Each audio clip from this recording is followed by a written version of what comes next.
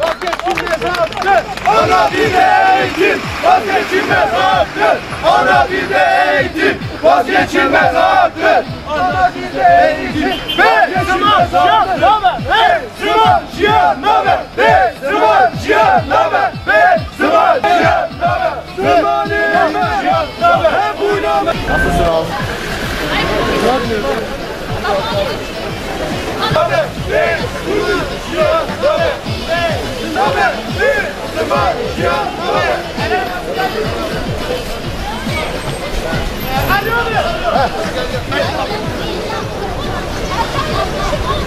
Yardım etmezsin.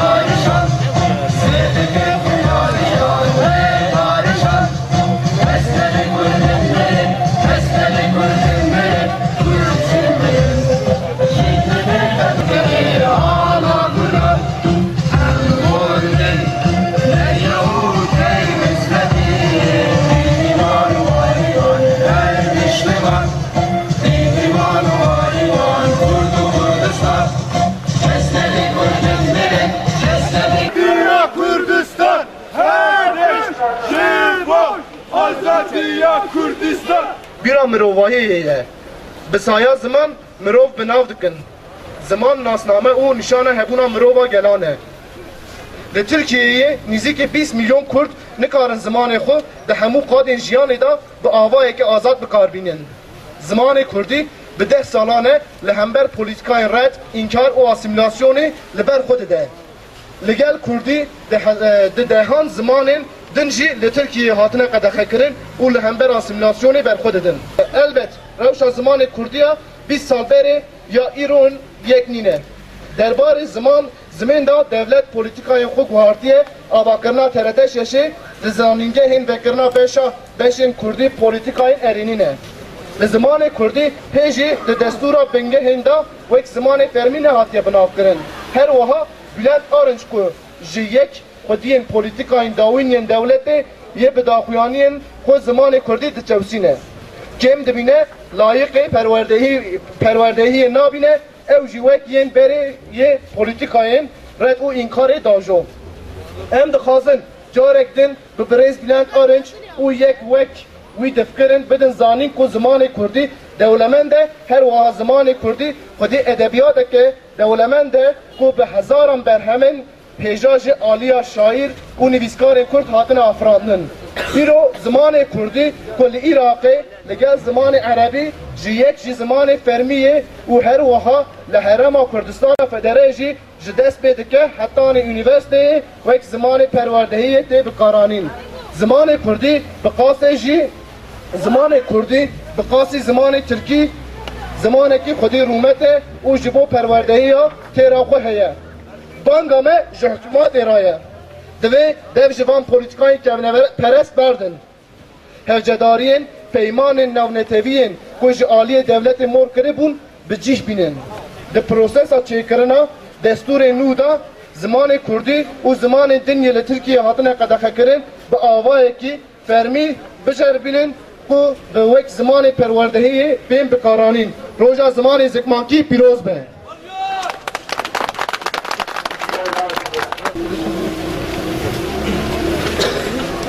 Basına ve kamuoyuna bilim ve teknoloji çağı olarak adlandırılan 21. yüzyılda dünyadaki birçok dil üzerinde devletin asimilasyon ve baskı politikaları devam etmektedir.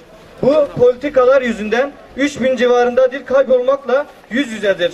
Asimilasyon, dil ölümü, dillerin üzerinde baskı ve yasaklamaları dikkati çekmek için Birleşmiş Milletler'in Eğitim, Bilim, Kültür Örgütü UNESCO 1999 yılında 21 Şubat'ın ana dil günü olarak kutlanmasına karar verdi. Değerli basın mensupları, insanlar dil sayesinde birbirleriyle iletişim kurar, duygu, düşünce, acı ve mutluluklarını birbiriyle paylaşır. Dil düşüncedir, anlaşmadır. Dil sayesinde yaratılan eserler sonraki nesillere aktarılır. Dil insanlığın hafızasıdır. Dil sayesinde insanlar kendilerini tanır. Dil kimliktir. İnsanların ve hakların en önemli sembolüdür. Türkiye'de 20 milyon Kürt yaşamın birçok alanında ana dillerini özgürce kullanamıyor. Kürtçe, Cumhuriyet'in kuruluşundan bu yana devletin ret, inkar ve asimilasyon politikaları karşısında direniyor. Kürtçenin yanı sıra Türkiye'deki birçok dil de bu uygulamalardan nasibini almaktadır. Bu hususta Türkiye 24 Temmuz 1923'te imzalanan Lozan Barış Anlaşması'nın 39. ve 40. maddelerinde belirtilen Anadolu'daki dillere serbestlik tanıyan maddelerinin gereğini 89 yıldır yerine getirmiyor. Aynı zamanda Türkiye tarafından imzalanan Çocuk Hakları Sözleşmesi'nin 30. maddesinde belirtilen ana dilde eğitim hakkından dolayı konulmuştur. Değerli basın mensupları, 20 yıl önceye göre Kürtçe'ye dair politikalarda bazı değişimler yaşandı. TRT Şeş'in açılması, bazı üniversitelerde Kürtçe'ye dair programların geliştirilmesi olumlu gelişmelerdir. Ancak hala anayasada Kürtçe resmi dil olarak tanınmamıştır. Devletin son dönem politikalarında payı olan siyasetçilerden Bülent Arınç'ın geçtiğimiz günlerde yaptığı açıklamada Kürtçeyi resmen aşağılıyor, küçümsüyor ve eğitim dili olamayacağını söylüyor.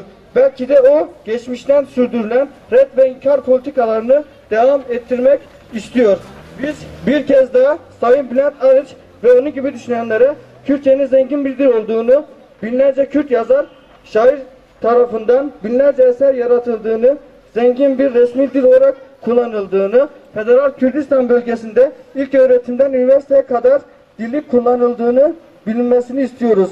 Sayın Arınç, kuşkunuz olmasın ki Kürtçe'de Türkçe kadar saygın ve eğitim dili olacak yeterlilikte bir dildir. Çağrımız hükümetedir. Geçmişin iflah olmaz politikalarını yürütmekten vazgeçin. Geçmişte devletin imzaladığı uluslararası sözleşmelerin gereğini yapın. Yeni anayasa sürecinde Kürtçe ile birlikte yasaklı olan bütün dillere dair düzenleme yapılmasına imkan tanıyın ve ana dilde eğitim hakkını sağlayın. Dünya Ana Dil Gününüz kutlu olsun. Ana dilde eğitim vazgeçilmez haktır. Ana dilde eğitim vazgeçilmez haktır. Ana dilde eğitim vazgeçilmez haktır. Zıvan cihan naber, zıvan cihan naber, zıvan cihan naber, zıvan cihan naber.